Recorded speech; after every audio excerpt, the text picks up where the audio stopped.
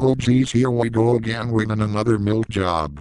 Alright you Tom Cruise fanboys, it's your unlucky day, because I am about to drop some truth bombs. Get ready to bend over, and no, I will not use any lube for this one.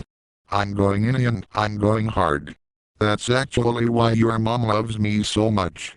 The name's Copy Pasta, Jameson Cacia Pasta, aka the king of movies, the king of YouTube, the realest YouTuber in the internet, the 1000% fact spitter, king of the gym, leader of the real cinema movement, and the one that is superior than you in every single way, has once again returned to deliver the facts, has once again returned to deliver the greatness. Shout out to the ones that financially support me and promote higher level thinking and truthful media alike. The rest of you freeloading losers and one-time viewers can shove a fork up your bum. You guys are not important. You poor bastards are not worth my attention. If you don't donate, you don't matter to me at the slightest. Now, as someone who oozes greatness at its fullest extent, I desire great movies to satisfy my own self. Anything that's rated lower than a 6 is a no-go for me. Now Paramount gave me an early review DVD copy of, you guessed it, Mission Impossible Final Reckoning. I don't know what to expect from this, but I said fuck it, I'll do them a favor. My god, let me tell you, that was a mistake, because Mission Impossible Final Reckoning absolutely sucks. And by the way, anyone who likes this movie is a complete idiot with no standards in film. Like fucking hell, how many more goddamn Mission Impossible movies need to be made? Mission Impossible Final Reckoning is nothing but a snooze fest. It was so boring I'd rather listen to Bob Ross waffling while he's painting something. The formation behind these movies is so predictable you can tell the script writers just copy and pasted the last movie and called it a day. Tom Cruise saves the world at a close call. Tom Cruise running a marathon without taking a breather. Gunshots missing. Tom has plot armor tuned into 11.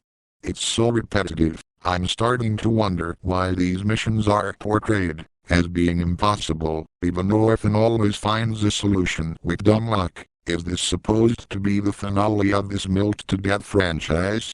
I'm still scratching my head how the fuck he survived that fall from the final scene. That tells me that the story writers aren't paid enough to actually make a remarkable ending. The media is sucking Tom Cruise off like usual. Let's be honest for a second, these garbage-ass movies wouldn't have held up if it wasn't for that old hack.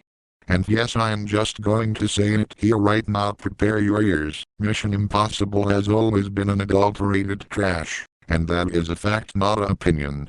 Now I will admit, out of all things that's bad, there's some good stuff in it. Yes, I believe in the yin-yang philosophy purely because Mission Impossible to exist. Easily the best Mission Impossible movie of the franchise. The only Mission Impossible I would recommend for a Friday night with your girlfriend. I could understand that masterpiece being praised by you a lot, but for the rest, you have to be R-worded to adore these rubbish movies. Like I never understood the hype. I still remember back in the day, when the first Mission Impossible released, I remember watching that shit and end up getting my insomnia fixed. The first 20 minutes I was on dreamland. I woke up and didn't even know what I had missed, and quite frankly I didn't even care at all. And you idiots claim that these movies are amazing. You brainless sheep claim that Mission Impossible The Final Reckoning was a banger. It was so good, as you said. Wrong.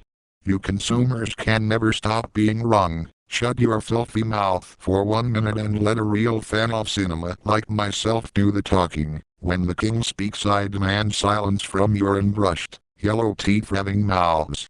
Now, I don't know about you, but I cannot imagine myself being entertained by a washed-up 64-year-old boomer with fucked-up religious views. That hasn't been relevant since that god-awful Top Gun movie. That could never be me, but it could be your dumbass Tom Cruise fanboys watching this movie just to see your idol again after 2 years. Now, as trash as this movie is, and believe me, this movie fucking sucks, I will take Final Reckoning over Fallout. Mission Impossible Fallout has to be the worst one in the franchise. A movie so bad I thought it was a parody of some sort, titled How to Not Make Action Movies. So yes, Final Reckoning may not be the worst Mission Impossible movie, but that's like comparing a trash can to a golden trash can. At the end of the day the stench is still there. But no, seriously, may I ask again, how the fuck did Ethan survive that plane fall from the goddamn sky?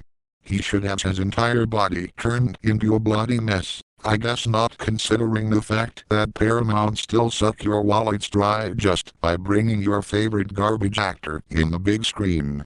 Mission Impossible Final Reckoning. More like Mission Implausible The Final Shivering. This movie sucks, and if you like it you're an idiot. Folks, if you want a good spy movie to watch, I ain't even gonna talk too much.